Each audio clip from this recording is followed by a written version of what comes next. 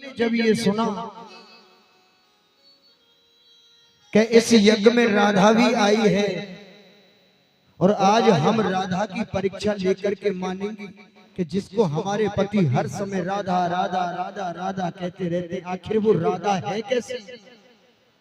आखिर वो राधा तत्व है क्या? तो परीक्षा लेने के लिए कृष्ण की पत्नियों ने महाराज एक लोटे में बहुत गर्म दूध भर लिया और ले गए राधा के तंबू के पास में। तंबू के पहले दरवाजे पर एक उसकी सखी खड़ी है और वो इतनी सुंदर है कि कृष्ण की पत्नियों ने उसको ही राधा समझ लिया। तुम राधा हो? बोले मैं राधा नहीं हूं, राधा तो अंदर है। कृष्ण की पत्नियों ने सोचा कि जब राधा की सखियां इतनी सुंदर हैं तो राधा कैसी सुंदर हो। दूसरे दरवाजे पर पहुंची और इस दरवाजे पे उससे भी ज्यादा सुंदर एक सखी खड़ी है तो उसको राधा समझ लिया, उसको राधा समझा। तुम राधा हो? बोली नहीं मैं राधा नहीं, राधा जी तो अंदर है। अब तो उस लोटे को लेकर के महाराज गर्म दूध राधा जी के पास में पहुंच गई कृष्ण की पत्नियां और ध्यान देना कहने लगी तुम राधा हो? बोले मैं ही राधा हूं। एक बात विशेष ध्यान रखना, कोई श्रृंगार नहीं, कोई बनावटीपन नहीं, राधा जी शांत बैठी, चमकता हुआ बड़ा सुंदर मुखार विंद लग रहा है। कोई दिखावा नहीं, कोई बनावटीपन नहीं, लेकिन चेहरे पर तेज झलक रहा है राधा जी के। दोनों में बातें हुई, एक दूसरे का हालचाल पूछा, व्यर्थ की कोई बात नहीं हुई, केवल एक ही बात हुई। राधा जी केवल यही पूछने लगी कृष्ण की पत्नियों से कि तुम मेरे कृष्ण का ख्याल कैसे रखती हो, कोई कष्ट तो नहीं देती, तुम मेरे कन्हैया को तंग तो नहीं करती, केवल इतनी बात है। कृष्ण की पत्नियां कहने लगी कि राधा जी हम आपके लिए दूध लाई हैं, लेकिन राजा जी ने मना कर दिया कि जब से मुझे मेरे प्रियतम, मेरे प्राण प्रिय, मेरे कन्हैया, मेरे प्राण वल्लभ मुझे छोड़ करके गए हैं, तब से मैंने दूध पीना, माखन खाना, माखन बेचना सब कुछ बंद कर दिया।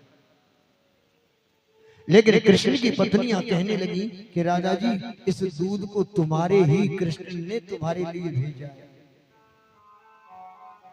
और जब ये बात सुनी ना राधा जी ने तो एक ही सांस में पूरे लोटे को खाली कर दिया, सारे दूध को एक ही सांस में पी गई। अब जब एक ही सांस में इतने गर्म दूध को पी गई तो कृष्ण की पत्नियां एक दूसरे को देख के हंसने लगी। बोले जिस राधा के पीछे हमारे कन्हैया पागल हो जाते हैं, हर समय खाते समय, जाते समय, सोते समय राधा राधा राधा कहते रहते हैं, ये राधा तो बिल्कुल पागल है, ये तो बिल्कुल मूर्ख है। अब कोई इतना गर्म दूध पीने की चीज होती है जिस दूध से हाथ नहीं लगा सकती, इतने गर्म दूध को एक ही सांस में पी गई। ये काम करके आज कृष्ण की पत्नियां वापस आ गई कृष्ण के पास में, कृष्ण के तंबू पर। तो जाकर के देखा कि कृष्ण के पैरों में मोटे मोटे छाले पड़े हुए। कृष्ण की पत्नियां महाराज एकदम से डर गई कि प्रभु ये तुम्हारे पैरों में छाले, अरे नंगे पैर के गए थे क्या, आखिर ऐसा क्यों हुआ? मेरे कन्हैया कहने लगे देवियों ये छाले तो तुमने ही किए हैं। हमने कैसे किए? बोले एक बात बताओ, अभी राधा जी के पास से आ रही हो ना तुम? बोले हाँ। राधा जी को गर्म दूध पिलाया? बोले पिलाया। तो तुम्हें ये नहीं पता कि मेरे जो चरण हैं वो राधा के हृदय में विराजमान रहते हैं और जब राधा ने वो गर्म दूध पिया, वो दूध सीधा मेरे ही पैरों पे आकर के तो गिरा। तो ये छाले तो तुमने ही किए हैं देवियों, बोलो राधे राधे। ये छाले तो तुमने किए। जब कृष्ण की पत्नियों ने ये देखा कि राधा के हृदय में कृष्ण के चरण, दौड़ करके गई और राधा जी के चरणों में गिर पड़ी। राधा जी हमको क्षमा करना, हमने आपकी महिमा को नहीं समझा, हमने राधा शब्द का तत्व का महत्व नहीं जाना। सज्जनों, राधा तत्व तो महान है। राधा तत्व तो वो परम तत्व है जिसको बार बार सुखदेव भी श्रीमद् भागवत में नहीं लिख पाए। राधा शब्द का नाम नहीं है श्रीमद् भागवत में, केवल थोड़ी जगह छेपक एक जगह सुखदेव जी ने नाम लिया है, क्योंकि सुखदेव जी जानते हैं कि राधा शब्द इतना महान कि अगर मन राधा में ही अटक गया तो कथा यही की यही रह जाएगी। मेरे जैसा अधम व्यक्ति, आचार्य सुखदेव कहते हैं कि मेरे जैसा अधम व्यक्ति इतना काबिल नहीं जो अपने मुख से बार बार राधा शब्द का नाम जाप करता रहे। बोलो राधे राधे।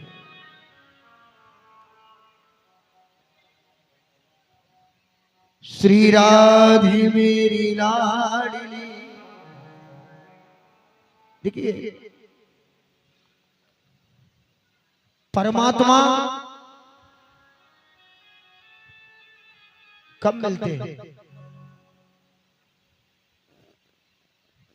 परमात्मा नाम में खोना पड़ता है,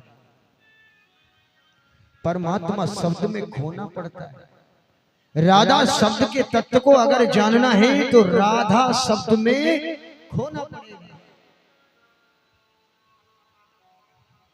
परमात्मा खोने से नहीं मिलते, उसमें खो जाने से मिलते। तो सज्जनों, यज्ञ को पूर्ण किया और यज्ञ को पूर्ण करके सब लोग अपने अपने घर आ गए। इधर एक बात और बता देता हूं, कृष्ण के जितने भी पुत्र हैं और जितने भी पौत्र हैं, तो कृष्ण शाम के समय सबको सामने बिठा करके सत्संग करते थे, सामने बिठा करके पूरी परिवार जनी को। और मैंने कई बार आपसे कहा है, हर एक गृहस्थ आश्रम श्रेष्ठ नहीं है, वही गृहस्थ आश्रम श्रेष्ठ होता है जिसमें ज्यादा नहीं तो 2 पल का सत्संग मेरे गोविंद का होता है। बोलो राधे राधे। और जिस घर में मेरे गोविंद की पूजा नहीं होती, जिस घर में मेरे गोविंद का सत्संग नहीं होता, जिस घर में ठाकुर सेवा नहीं होती, वो घर घर नहीं होता, वो शमशान के समान होता है। सज्जनों, सत्संग जरूर करना चाहिए, क्योंकि जब तक सत्संग नहीं मिलेगा, जब तक व्यक्ति के हृदय में विवेक पैदा नहीं होगा। बताया बाबा तुलसीदास जी, बिन सत्संग विवेक न होई, राम कृपा बिन सुलभ न सोई। राम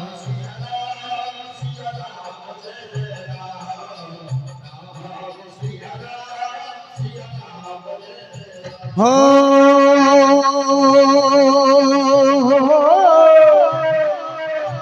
मंगल भवन अमंगल हारी, द्रवहु सदशरथ अजर बिहारी। राम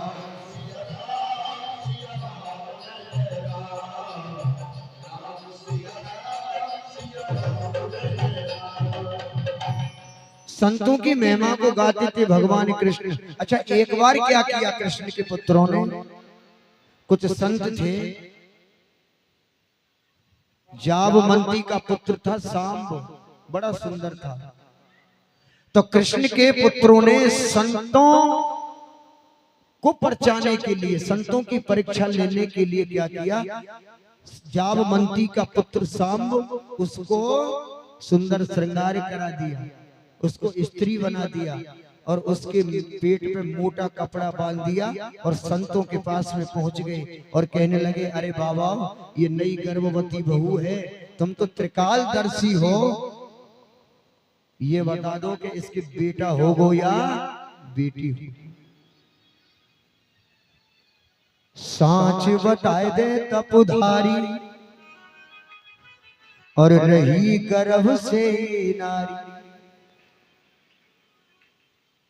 नहीं गाऊंगा, समय नहीं है।